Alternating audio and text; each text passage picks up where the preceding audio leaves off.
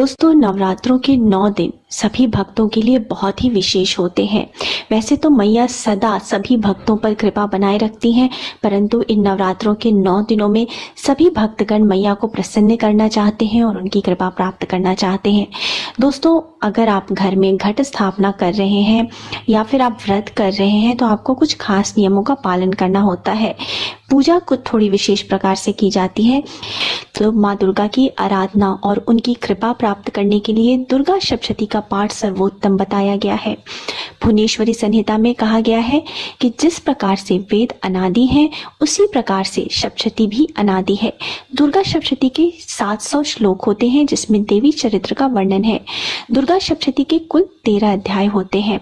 दुर्गा सप्तशती के सभी 13 अध्याय अलग अलग इच्छित मनोकामना की सहर्ष पूर्ति करते हैं।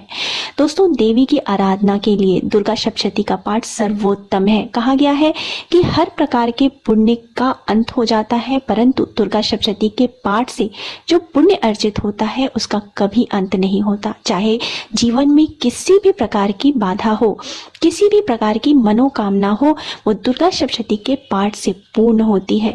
तो दोस्तों, देवी आराधना हेतु दुर्गा सप्तशती का पाठ विशेष महत्व रखता है, परंतु विशेष फल की प्राप्ति के लिए पाठ को विधि विधान और पूर्ण नियम के साथ किया जाना चाहिए। तो दुर्गा सप्तशती के पाठ का नियम क्या है? सबसे पहले तो नवरात्रों के पहले दिन प्रतिपदा तिथि को, जिस दिन आप घट स्थापना करते हैं, घट स्थापना करने के बाद माँ की षोडशोपचार से पूजा की जाती है। उसके बाद आपको संकल्प लेना होता है।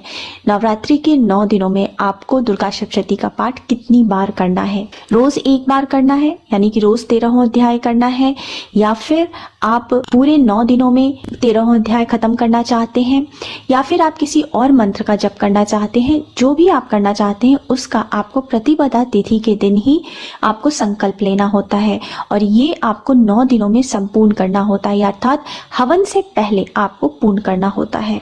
संकल्प लेने में भी आपको इस बात का ध्यान रखना है कि आप किस मनोकामना पूर्ति के लिए कौन से मंत्र का जप या दुर्गा सप्तशती का जप कर रहे हैं और कितनी बार कर रहे हैं, सब कुछ आपको संकल्प में स्पष्ट बोलना होता है।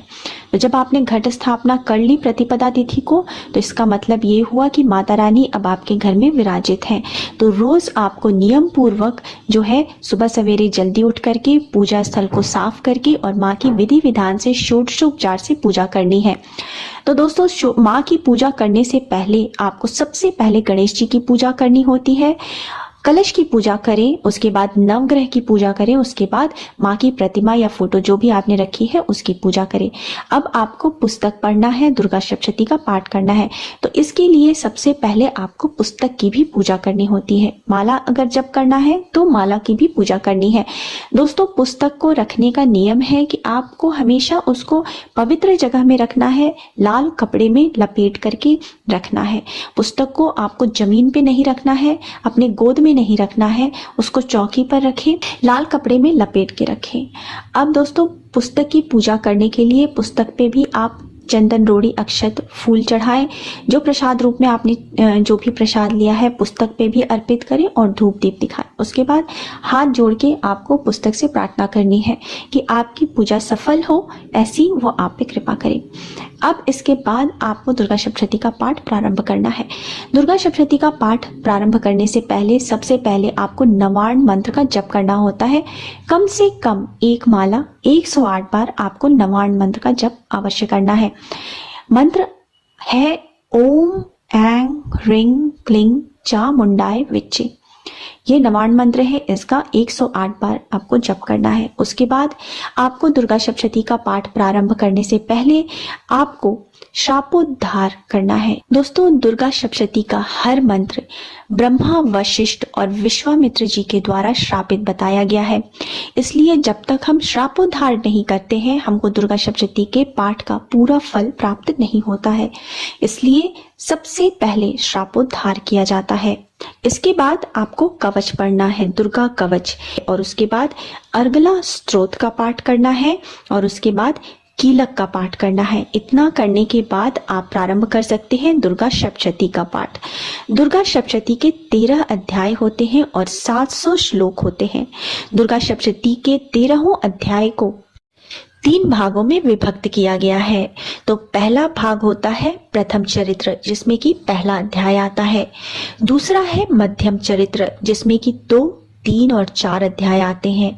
तीसरा है उत्तम चरित्र, जिसमें कि 5 से लेकर के 13 अध्याय तक आते हैं। तो आप अगर रोज 13 अध्याय करना चाहते हैं तो आप रोज 13 अध्याय कर सकते हैं इस क्रम में।